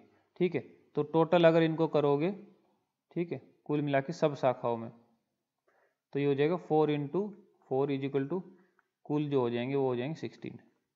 एक शाखा में 4 है, लोहिताक्ष एक में 1, जालधरा 2, उर्वी 1, कुल जो है 16 बना दिए जाएंगे। ठीक है, ऐसे याद रखना है बस। शाखा में और ज़्यादा फर्दर कोई डिटेलिंग नहीं करेंगे हम, क्योंकि ना वो पूछता है ना कोई ज़रूरत है। मध्य शरीर में आ जाइए। ठीक है, मध्य शरीर में 136 थी, कुल शिराएं कितनी थी 700, शाखा में कितनी गई 400, मध्य में कितनी आई 136, उर्दू में कितनी चली जाएगी 164। तो और अवेद्य कितनी थी 16 32 50, कुल मिला के 98। तो अवेद्य आ गई इसमें 32, कुल है 136, कुल अवेद्य है 32। अब इसमें जो ये 136 हैं, इसमें वात पित्त कफ और रक्त को वहन करने वाली कितनी है, तो 136 को 4 से डिवाइड कर दो, ये कर दिया हमने, तो बनी 34। तो पूछे मध्य शरीर में अगर वात वही कितनी है, तो मध्य शरीर में वात वही पूछे, या पित्त वही, या कफ वही, या रक्त वही, तो कितनी हुई 34 ईच हो गई। ओके, अच्छा अब यहाँ पे आ जाओ। मध्य शरीर में कई सारे नाम दिए हैं इन्होंने, और उनमें कुल शिराएं और कुल अवेद्य शिराएं पूछता है एग्जाम में। तो पहला है श्रोणी। ठीक है, श्रोणी में जो है कुल शिराएं हैं 32 और कुल अवेद्य हैं उसमें 8। ठीक है, अब याद रखने के लिए आप इसको ऐसे याद रखना। ठीक है, श्रोणी मतलब सोनी, सोनी हो गया, कोई सोनी, सोनी माहीवाल नहीं होता, सोनी सुंदर सी। ठीक है, तो जो सुंदर है उसे तो हर कोई बतियाना चाहता है। ठीक है, तो बतियाना, बत्ती और आ, बतिया, श्रोणी से बतिया, तो 32 से 32 याद रख लेना, आ से 8 याद रख लेना, तो 32 और 8 बन जाएगा। ठीक है, पार्श्व, ठीक है, तो पार्श्व में आप याद रखना, हनु पार्श्व में सोच, एक हनु में और एक पार्श्व में, ठीक है, इनमें है 16 और 4, हनु पार्श्व में सो च, ठीक है, ये हनु पार्श्व में सो चा रखो आप, ठीक है, 100 से 16 हो जाएगा, ठीक है, और चा से 4 हो जाएगा, और हनु में, ठीक है, हनु आएगा ऊपर वहाँ जाके इसमें ऊर्ध्व चतुर्गत में, फिलहाल तो यहाँ वो नहीं है हनु, ठीक है, यहाँ पार्श्व है, पार्श्व में सोचा, ठीक है, 16 4 हो जाएगा, पृष्ठ 24 और 2 हो जाएगा, ठीक है, उदर, ठीक है, तो उदर पे जो है आपका 24 और 4 होना चाहिए, इसको सही करो, करेक्ट करो इसको, 24 और 4 करो इसको, ठीक है, तो हम याद रखते हैं उदर पे चोंच, ठीक है, 24 और 4, ठीक है, वक्षस्थल, ठीक है, 40 40 और 14, ठीक है, और पार्श्वश्रोणी हो गया, पार्श्व हो गया, पृष्ठ हो गया, उदर हो गया, वक्षस्थल, बस इसमें इतने ही रहते हैं मध्य वाले में, ठीक है। अब हम चलेंगे ऊर्ध्व वाले पे, ठीक है, टोटल सिराएं थी 700, ठीक है, शाखाओं में चली गई 400, 136 चली गई इसमें कोष्ठगत या मध्य शरीरगत में, ऊर्ध्व चतुर्गत के हिस्से में आई 164। इसमें फर्दर अगर वात पित्त कफ का निकालना चाहो, ठीक है, तो 164 को 4 से डिवाइड किया तो 41 ईच मिली, वात को, पित्त को, कफ को, रक्त को, ठीक है, पूछता है ये सब, ऐसे नहीं कि हर वैसे बार बार लिख के जगह भरी हुई, पूछता है वो, तो 41 ईच। आपको अगर टोटल याद है तो आप ना भूल जाओगे, तो 4 से डिवाइड करके निकल जाएगी, कोई इश्यू नहीं आएगा। जहाँ जहाँ पे भी 4 से डिवीजन वाला नंबर है वहाँ वहाँ पे वात पित्त कफ रक्त को इक्वल इक्वल ही मिली हुई है। जहाँ जहाँ 4 से डिवाइड नहीं होता वहाँ पे गड़बड़ शुरू होती है और वहाँ फिर अलग अलग याद रखना पड़ता है। ठीक, ग्रीवा में आ जाओ, ग्रीवा में 56 है, ठीक है, और 16 जो है वो कुल अवैध हैं, ठीक है, कुल टोटल ही तो सिराएं 56 और उनमें से अवैध है 16, ठीक है, ओके। तो एक वो मूवी नहीं थी अब तक 56, तो अब तक 56 की ग्रीवा तोड़ चुका होता है वो उसमें, ठीक है, तो अब तक 56 कुल है, कुल कितने हुए 56, अब तक 56, और एक ये 16 इसमें अवैध है, ये याद रखना। नेत्र में आओ, ठीक है, तो नैन तो अड़ जाते हैं कहीं पे, तो नेत्र जो है अड़ 2 ऐसे याद रख सकते हो, 38 और 2, ठीक है, 38 और 2, ठीक है। अब 38 जो है वो 4 से डिवाइड होता नहीं है, ठीक है, अब 4 से डिवाइड नहीं होता इसका मतलब वात पित्त कफ रक्त की इसमें इक्वल इक्वल डिस्ट्रीब्यूशन नहीं है, तो अगर इक्वल नहीं है तो फिर कितनी है, तो वहाँ पे फिर याद करना पड़ जाता है और वो पूछता भी एग्जाम में। तो ये क्या किया है, वात को 8 दे दी गई है, बाकी फिर बच गई 30, वो इक्वल इक्वल पित्त कफ रक्त में चली गई है इक्वल इक्वल। जीवा में आओ, ठीक है, जीवा से तो इंसान एकदम छिक के जो है चाट खा सकता है, तो छिक के चाट ऐसा याद रख सकते हो, ठीक है, ठीक है, छिक के 4, तो 6 से 36 याद रख सकते हो, 4 याद रख सकते हो। नासिका पे, ठीक है, नासिका पे तो मुक्का मारने के लिए नाक, नाक सबसे बढ़िया जगह होती है ना, ऐसे लड़ाई में बोलते हैं नासा पे टिकेगा एक, ठीक है, तो नासा पे जो है टिकेगी क्या, चाप, ठीक है, नासा पे टिकेगी चाप या चोप याद रख लो, सही प्रोनाउंसिएशन हो जाएगी, चोप है 24 और 5, ठीक है, चोपा कर लो, नासिका पे चोपा 24 और 5, ठीक है।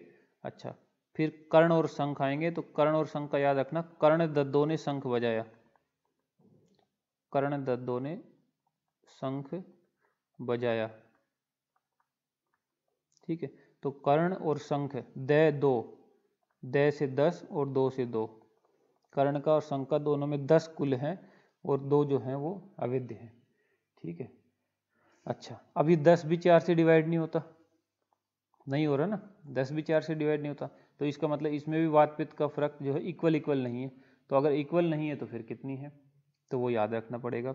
तो इनमें जो है वात जो है वो 4 दी हुई है, ठीक है, वात 4 दे दी, और पित्त कफ और रक्त ये इक्वल इक्वल 2 ईच दे दी है, ठीक है, तो टोटल मिला के 10 हो जाएगी दोनों में ही, वात की 4, पित्त कफ रक्त की इक्वल इक्वल 2 2। ठीक है। मूर्धा में जो है, ठीक है, 12 है और 8 है, तो सिर में तो हमेशा 12 ही बजे रहते हैं, तो 12, ठीक है। 12 का आ इधर रख लो थोड़ा, तो 12 है और आ से 8 हो जाएगा, ठीक है। नेत्र, नासा और ललाट, ठीक है, तीन तीन नाम जो है साथ साथ आए हुए हैं, ठीक है। नेत्र, नासा और ललाट तीन तीन नाम साथ साथ आए हुए हैं। एक साथ से तो 60 कर लेना और एक साथ से 7 कर लेना, ठीक, तो 60 और 7 हो जाएगी, ठीक है। और हनु का तो याद है आपको, ऊपर हमने याद किया था जब मध्य शरीर में आए थे कि हनु पार्श्व में सोचा, ठीक है, तो 16 और 4, हनु में भी 16 4 थी, ऊपर पार्श्व में भी 16 4 थी, ठीक है। ऐसा करके आप याद रख सकते हो, ठीक है। सुश्रुत की पे फोकस किया है। वाग्भट के एक दो क्वेश्चन कभी कभार आए हैं शिराओं के, नहीं तो ज़्यादातर नहीं आते हैं, ठीक है। तो अभी के लिए उसको पे नहीं फोकस किया है, पहले आप इसको एटलीस्ट याद करना, ओके। और तो एक बार फिर से देखो, कुल शिराएँ हैं 700, डिवीजन कैसे हुआ था, 400 प्लस में मध्य शरीर में 136 प्लस में ऊर्ध्व जत्रुगत 164, जो 400, ठीक है, 136 164, ठीक है। इसको वात पित्त कफ में करें, VPKR ऐसा डिवीजन लें इसका, तो ये बनेगी,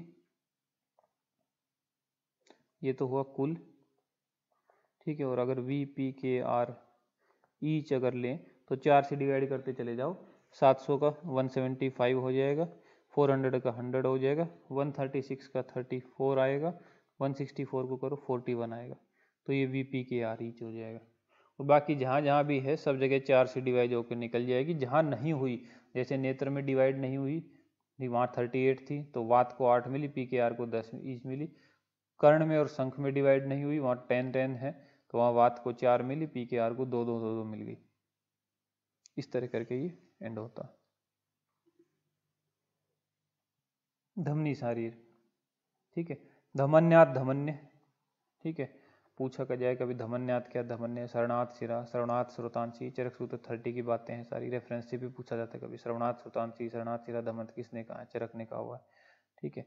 सारंगधर कहता है धमन्यो रसवाहिन्यो धमंती ही पवनम तनऊ, ठीक है, रसवाही कहा है, पवन को धमन करने वाली, पवन से धमन होता है, ये बात उन्होंने बोली है, ठीक है। शिराओं को उसने सारंगधर ने दोष धातु वहा शिरा ऐसा कह रखा था, अगर याद हो तो, और धमनी को कहा है धमन्यो रसवाहिन्यो, ठीक है। संख्या पे आ जाते हैं कि इसने कितनी संख्या मान रखी है, ओके, ठीक है। सुश्रुत आचार्य ने 24 संख्या मानी है, 24 संख्या धमनी की मानी हुई है, और उसको नाभि प्रभव कह रखा है यहाँ पे सुश्रुत शरीर 9 में, ठीक है। लेकिन सुश्रुत आचार्य ने सुश्रुत सूत्र 14 में 24 धमनी मानी है, उनको हृदय से निकलने वाला बोल रखा, ठीक है। तो नाभि प्रभवी मेन उनका माना जाता है शारीर स्थान वाला। अष्टांग जो लोग हैं वाग्भट लोग, उन्होंने 24 धमनी मानी है और नाभि से ही इसको बता रखा है, जस्ट ऊपर जैसा हम शिरा के केस में बात कर रहे थे। चरक आचार्य की 200 धमनी है, काउंटिंग सबकी पूछी जाती है, कभी वाग्भट से पूछ लेता है, कभी सुश्रुत से, कभी चरक से, कभी सारंगधर से पूछता रहता है, ठीक है। तो चरक की 200 हो गई, ठीक है। काश्यप की देखोगे 200 ही है, लेकिन उन्होंने मूल एकदम यूनिक सा बताया, तालु मूल वाली बोल रखा उसको, ठीक है। चरक आचार्य की एक और कोट है जहां उन्होंने कहा अर्थे 10 महामूला समासक्ता महाफला महत च अर्थश्च हृदय पर्याय उच्यते बुधे, हृदय आश्रित 10 महामूल धमनियां बताया हुआ, ठीक है। हालांकि यहाँ पे धमनी ऐसा कोई वर्ड नहीं आया है इस श्लोक में, लेकिन जो टीका वगैरह में लिखा हुआ उन लोगों ने तो हृदय आश्रित 10 महामूल धमनियां कहा है, ठीक है। तो ये भी हमने यहाँ लिख दिया है। बेहल ने भी जो है 10 धमनी कहा है और उनको जो है हृदय से निकलने वाला बता रखा है, 10 धमनियां और हृदय से निकली, ठीक है।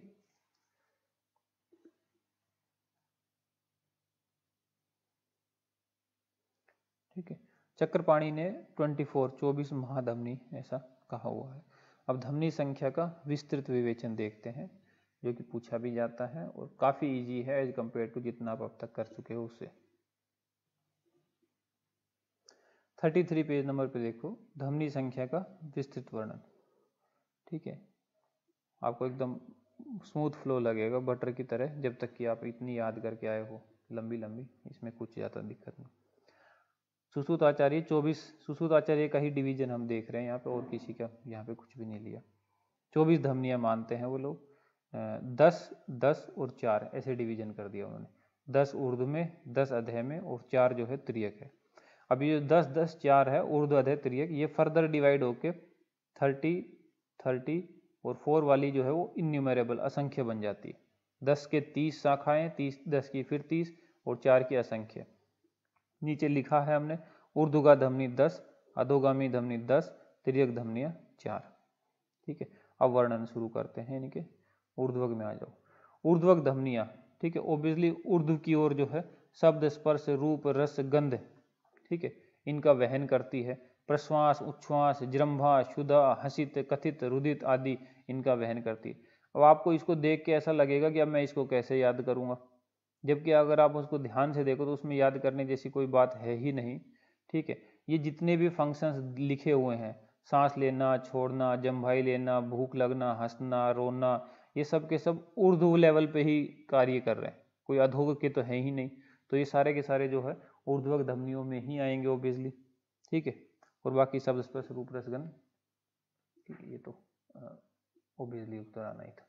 ठीक है, इसमें आप स्पर्श को तो ले सकते हो, खैर कि वो तो त्रियक में भी चला जाता। बाकी शब्द है ये ऊपर कानों में चला जाएगा, और रूप है ये आँखों में चला जाएगा। ठीक है, शब्द, रूप, रस जीवा में चला जाएगा, गंध जो है नाक में चली जाएगी। तो ये सारी चीज़ें ही जो है ऊपर वाली है, उर्दू की तरफ है, तो कोई याद करने जैसी कोई बात बची ही नहीं। ठीक है, अब ऊर्ध्वक धमनी आपने याद की है 10, अधोक धमनी याद की है 10, त्रियक है 10, और वो 10 फर्दर डिवाइड होंगी, तो वही हमने डाला है ऊर्ध्वक धमनी के पुनः विभाजन। ठीक है, ऊर्ध्वक धमनियां हृदयम अभिप्रपन्ना त्रिधा जयंते। ठीक है, हृदय में पहुंच के 3 भागों में विभक्त हो जाती है, और उन 3 भागों में विभक्त हो जाने के कारण ये 30 हो जाती है। 10 का 3 वर्ड 30 बन जाएगा। ठीक है, अब जो ये 30 ऊर्ध्वक धमनी बची, इनका फर्दर इनमें कौन सी वाली क्या क्या टाइप, क्या क्या काम करती है, उस हिसाब से डिवीजन है। ठीक है, ओके, जो 30 ऊर्ध्वक बची, उन 30 ऊर्ध्वक में 30 ऊर्ध्वक में 10 जो हैं, ठीक है, वो वात, पित्त, कफ, रक्त और रस। तो ये बचा वी, पी, के, आर और रस। तो ये 5 चीजें हैं। ठीक है, 5 के लिए जो है 2-2 है, 5 × 2 तो 10 पूरी हो जाएगी। तो ऊर्ध्वक जो 30 हैं उनमें जो 10 हैं वो VPKR का वहन करती है, VPKR और रस का, और प्रत्येक के वहन के लिए 2-2 दी हुई है, तो जो है 10 हो जाती है। ठीक है, नेक्स्ट पे चलो।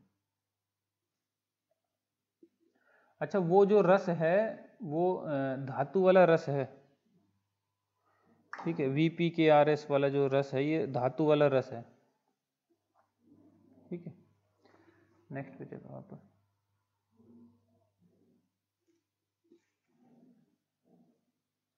यहाँ पे ध्यान देना अब। ठीक है, 8 जो 30 का 8, एक डिवीजन हुआ 10, एक हुआ 8। ठीक है, 8 जो डिवीजन हुआ उसमें आपको याद है पंच विषय होते हैं, इंद्रियों के 5 अर्थ होते हैं, इंद्रिय पंच, पंचक में भी पढ़ते हो, शब्द, स्पर्श, रूप, रस, गंध, 5 विषय होते हैं। यहाँ पे स्पर्श नहीं है, स्पर्श नहीं है। क्यों नहीं है? क्योंकि जो स्पर्श है वो स्किन के पास से होगा। ठीक है, त्वचा है उसका अधिष्ठान।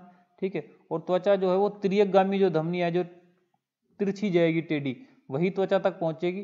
जो ऊर्ध्व में और अधो में जाएगी वो तो पहुंचेगी नहीं। ठीक है, तो स्किन जो है त्रियकगामी कंट्रोल में, तो स्पर्श जो है वो उसकी तरफ चले जाएगा, यहाँ पे नहीं है। ठीक है, यहाँ स्पर्श नहीं है, यहाँ शब्द है, रूप है, रस है, गंध है, ये सारे के सारी वो चीजें हैं जो ऊर्ध्व में रहती है। जैसे बात हुई थी कि शब्द जो है कान से सुनेंगे, रूप आंखों से, रस जो है जीवा से, गंध नाक से, तो सारे ऊर्ध्व में ही सिचुएटेड है। तो ऊर्ध्वगत धमनियों में ही इनको, ऊर्ध्वगत धमनियां इनको सप्लाई कर रही है। तो 8 है शब्द, स्पर्श, रूप, प्रत्येक के लिए 2-2, तो 4 × 4 हुए, 4 × 2 = 8 हो जाएगा। फिर 12 भाषण, घोष, स्वपन, प्रतिबोधन, अश्रुवाही। ठीक है, ऐसा करके ये 12 हैं, तो इनके 6 भाव हैं ये। ठीक है, 6 भाव हैं, प्रत्येक को 2-2 दी है। तो 6 भाव कौन से हैं?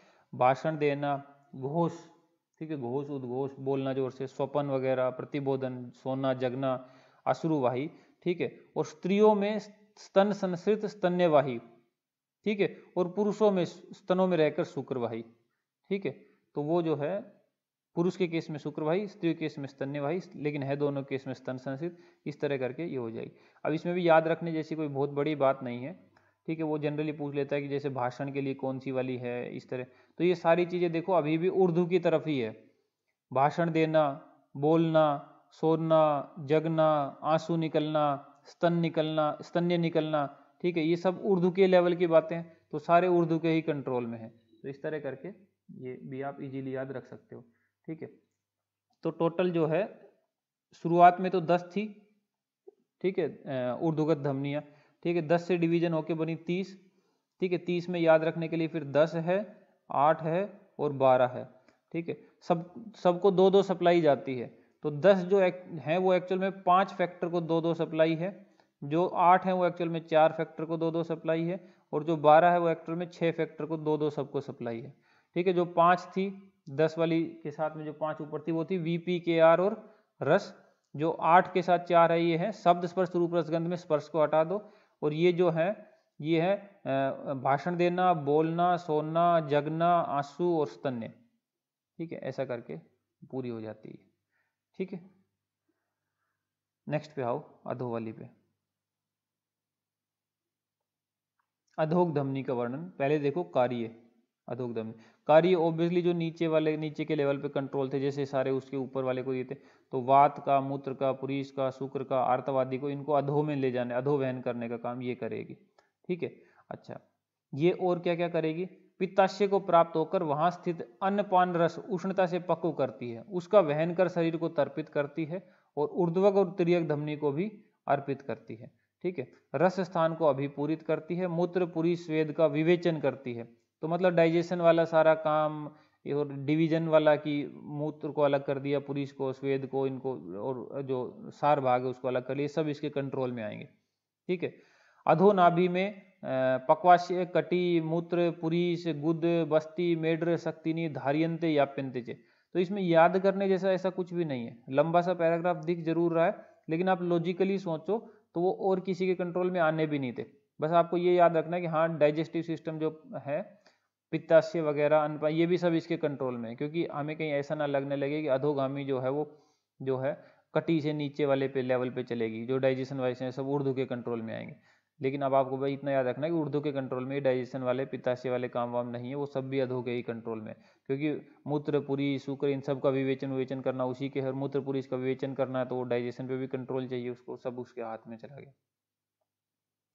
ठीक है। अधोग धमनी के भी पुनः विभाजन हो रहे हैं। शुरुआत में तो 10 थी, ये भी उर्दू की तरह, फिर जो है 30 बनेगी, ठीक है। तो वो हृदय में जाके 3 में डिवाइड हुई थी, ये आम पक्वाशय के मध्य में जाके 3 में डिवाइड हो रही है, और आम पक्वाशय में यही जा रही है। इससे भी आपको याद रह जाएगा कि डाइजेशन वगैरह पे इनका कंट्रोल है, ठीक है। तो 10 × 3 30 बन गई। अब इन 30 को कैसे फर्दर डिवीजन होगा वो देखो, और इनके क्या क्या कार्य हैं, ठीक है। एक बार ये जब पढ़ रहे हैं तो उर्दू का याद करने की कोशिश करो। उर्दू के में भी 10 थी, हृदय में जाके 30 बन गई, और उन 30 में था 10, 8 और 12, ऐसे डिवीजन बने, 10, 8 और 12। इसमें देखते हैं अब अधो वाली में, ठीक है। अधो में 30 बनी, तो इनके डिवीजन हुए 10, 12, ठीक है। 10 हुआ, 12 हुआ, और एक बनेगा इनका 8, नीचे जाके मिलेगा आपको 8, ठीक है। 10, 12 और 8 ये डिवीजन बने इनके, ठीक है, अधोगामी के 10, 12 और 8, ठीक है। अब एज यूजुअल जैसा उसमें किया था कि हर किसी को 2-2 सप्लाई देती है ये, ठीक है। तो 10 जहाँ पे है तो वहाँ पे फैक्टर होंगे 5 और 2-2 सप्लाई, ठीक है। 12 जहाँ पे है तो 6 फैक्टर को 2-2 सप्लाई होएगी, ठीक है। और 8 जहाँ पे वहाँ पे 4 फैक्टर को 2-2 सप्लाई होगी, लेकिन ऐसा इसमें है नहीं, सॉरी, ठीक है। 4 वाले इसमें सीधा सीधा 8 देती है, 4 का कुछ ऐसा है नहीं 2-2 वाला, ठीक है। ऊपर वाली को पकड़ो पहले, 10 वाली को, ओके। वहाँ पे भी जो है VPKR और रस था, ये भी जो है अपने एरिया के VPKR, क्योंकि वात पित्त का फर्क, इनकी तो कोई लिमिटेशन नहीं है ना कि उर्दू में ही रहेंगे, ये तो हर जगह रहेंगे। तो ये VPKR और रस को यहाँ पे भी आ गई सेम कंसेप्ट, तो ये तो याद ही नहीं करना पड़ा, सेम का सेम हो गया। अब पहुंचे यहाँ पे, ठीक है, हम 12 वाले कंसेप्ट पे, ठीक है। 12 वाले को थोड़ा याद रखना पड़ेगा आपको, ठीक है। अंतर आश्रित अन्नवाही, तोयवाही, मूत्रवाही, शुक्रवाही, एक शुक्र प्रादुर्भाव के लिए, शुक्र विसर्ग के लिए शुक्रवाही। नारी में इसी तरह जो है आर्तव का वहन करने और विसर्ग के लिए 2-2 हो जाएगी, तो 6 टोटल बातें हैं। अन्नवाही, अन्न जल मूत्र, ठीक है, अन्न का, जल का और मूत्र का, और फिर शुक्र को वहन करने, शुक्र का प्रादुर्भाव वाली, शुक्र का विसर्ग वाली, सिमिलरली आर्तव का वहन वाली, आर्तव का विसर्ग वाली, ठीक है। टोटल मिला के 6 बना के 2-2 सबको देके 12 कंप्लीट हो जाएगी, ठीक है। ब्रीफ में लिखना चाहो तो अन्न जल मल मूत्र, इसमें मल के लिए एक और होनी चाहिए थी, हाँ यहाँ नीचे है, ठीक है। बहुत ब्रीफ में अन्न जल या अंजल तो याद ही रहता है ना, फ्लो सा नहीं लगता, मल मूत्र, अन्न जल मल मूत्र, ठीक है, शुक्र या फिर आर्तव, ठीक है, इनका प्रादुर्भाव करना, ठीक, और विसर्ग करना, लाना और निकालना, ठीक है, प्रादुर्भाव एंड विसर्ग, ये 6 फैक्टर है। अन्न जल मल मूत्र शुक्र आर्तव का प्रादुर्भाव विसर्ग 6 फैक्टर है, हर किसी को 2-2 मिली, 12 कंप्लीट हो जाएगी। इस 8 पे जरूर फोकस करना भी है। 8 जो है त्रियकगामी धमनियों को स्वेद अर्पित करती है, ठीक है। पूछता है त्रियकगामी धमनियों को स्वेद अर्पित करने वाली कौन सी है, तो ये त्रियकगामी धमनियों को स्वेद अर्पित ये करती है जो आपकी अधोग वाली है। अधोग में 8 जो है वो त्रियकगामी धमनियों को स्वेद अर्पित करती है, ठीक है। नेक्स्ट पे चलो, त्रियकगामी धमनियां, ठीक है। त्रियकगामी धमनियां जो है 4 थी, ठीक है, ठीक है। टोटल 24 धमनियां थी, याद है 24, उसमें से 10 ऊर्ध्व में गई, 10 अधोग में गई, 4 त्रियक में गई, 10 का फर्दर डिवीजन होके 30, 10 का फर्दर डिवीजन होके 30, 4 का होके इनफाइनाइट असंख्य बना, तो इनका पुनः विभाजन है असंख्या, ठीक है। कार्य देखो इनका, तो त्रियक में जाएगी तो त्रियक मतलब स्किन की तरफ पहुंचेगी ये, तो त्रियकगामी धमनियां जो है इनके मुख जो रोमकूप में ही लगे रहते हैं और स्वेद का अभिवहन करते हैं, ठीक है, स्वेद का अभिवहन करते हैं। लेकिन इससे ये ध्यान रखना लेकिन कि जो अधोग में जो 8 थी वो इनको त्रियकगामी धमनियों को स्वेद अर्पित किया करती है, ठीक है। रस अंदर और बाहर दोनों को तर्पित करती है, ठीक है। इन मुखों द्वारा जो त्रियकगामी धमनियों के मुख जो स्किन तक लगे हुए हैं रोमकूप तक, उनके द्वारा स्किन के ऊपर कोई अभ्यंग हुआ, कोई परिषेक हुआ, कोई अवघा हुआ, कोई लेपन हुआ, उसका वीर्य शरीर के अंदर आता है, ठीक है। और स्पर्श जो है, टच जो है वो इसी से आएगा, त्रियकगामी से। तो इसमें याद करने जैसी कोई बात नहीं, कभी आप उसको रटने लग जाओ। लॉजिकल है कि स्किन पे आप अभ्यंग परिषेक कुछ भी करो, स्किन पे गई ही त्रियकगामी तो वही सब लाएगी। इसी तरह जो स्पर्श सेंसेशन है वो भी यही लेके आएगी, ठीक है, सिंपल है। रोमकूप तक उनके मुख लगे हुए हैं, ठीक है, तो उसके साथ ही वो जो है एंड हो जाता है और उसमें कुछ ऐसा बचता है नहीं, ठीक है। स्नायु शरीर पे आओ। स्नायु शरीर जो है, एक तो इसमें सबसे राहत आपको ये मिलेगी, इसकी काउंटिंग याद करना कंपैरेटिवली बहुत ईजी है। एज जो आपने मेहनत अस्थि संधि पेशी इनमें लगाई है उतनी मेहनत इसमें नहीं, उसकी बहुत ही कम मेहनत है, ठीक है। अच्छा देखो अब स्नायु आखिर है क्या, ठीक है। तो सारंगधर कहता है स्नायुओ बंधनम प्रोक्ता देहे मांस अस्थि मेदसाम, देह में मांस में पेशी अस्थि, ठीक है, मेद, इन सब की संधियों वगैरह का जो बंधन का काम करते हैं, ठीक है, वो ये स्नायु है। तो स्नायुओ बंधनम प्रोक्ता, बंधन का काम करते हैं। स्नायु की उत्पत्ति कैसे होगी, तो सुश्रुत आचार्य ने जो है उत्पत्ति वगैरह सब चीज़ों की बताई हुई है। तो वो बताते हैं कि शिरा जो है और मेद का जो स्नेह भाग है, ठीक है, उनका खरपाक अगर हो जाएगा तो उसे स्नायु बन जाएगा, ठीक है। तो खरपाक से जो है शिराओं प्लस मेद के स्नेह भाग के खरपाक से स्नायु की उत्पत्ति होती है। क्योंकि टफ होना है स्नायु को, क्योंकि बंधन कार्य करता है, रिजिड टफ होना है, कभी टेंडन कभी, ठीक है, इन चीज़ों से हम मतलब लेते हैं स्नायु को, तो इसलिए खरपाक है वहाँ पे। स्नायु के प्रकार कितने हैं, तो स्नायु के प्रकार जो है 4 प्रकार के स्नायु जो है मान रखे हैं। 4 प्रकार के स्नायु प्रतानवती, वृत्त, पृथुल और सुशिरा, ठीक है। अगर आपको श्लोक ही याद है तब तो आप श्लोक ही रिवाइज कर सकते हो, नहीं याद है तो आपको निमोनिक पे लगाना पड़ेगा। जनरली जैसे याद किया करते हैं यूजी में, स्नायु चतुर्विधा विद्यातु सर्वानिबोध में प्रतानवत्यो वृताश्च पृथव्य सुशिरास्त था, ठीक है। नहीं है तो अब आ जाओ, इनको वैसे याद करते हैं। प्रतानवान जो स्नायु है, ठीक है, वो है शाखाओं में और संधियों में, ठीक है, शाखाओं में और संधियों में। आप खुद देखो, प्रतान का मतलब होता है कि वो नेटवर्क टाइप से ही ना, जैसे अभी शिराओं में पढ़े थे, शिराओं के प्रतान नेटवर्क जाल सा फैला रहता है। तो जो इस तरह के टेंडन्स हैं लंबे लंबे प्रतान टाइप के, वो लिम्स में मिलते हैं, ठीक, इतने लंबे यहाँ से वहाँ तक जो है यूँ लंबे, और संधियों में मिलते हैं। संधियों में तो ऐसे मिलते हैं सीधे सीधे, जो एक संधि को दूसरी से जोड़ के जाल सा बनाए रखते हैं। तो इस शाखा में और संधियों में प्रतानवान मिलते हैं, ठीक है। बाकी आपको याद रखने के लिए आप ऐसे भी कर सकते हो, प्रतान स्नायु ने शाखा से संधि कर ली, प्रतान स्नायु ने शिखा से संधि कर ली, ठीक है, शिखा से संधि कर ली।